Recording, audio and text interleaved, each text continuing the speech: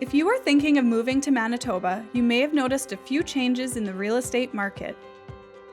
Have you reached out to a realtor for advice or questions?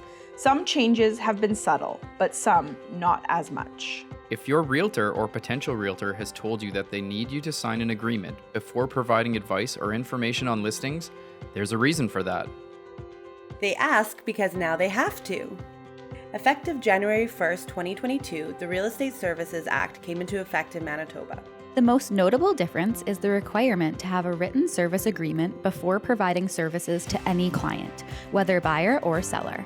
Some areas that are considered to be a service include preparing market evaluations for sellers, sending listing information to buyers, touring listings, preparing and presenting offers, and advising on appropriate terms on a contract. These service agreements have existed for some time, but only recently have they become mandated by the Manitoba Securities Commission. In the past, we were required to sign listing contracts with sellers, so the changes there are much more subtle.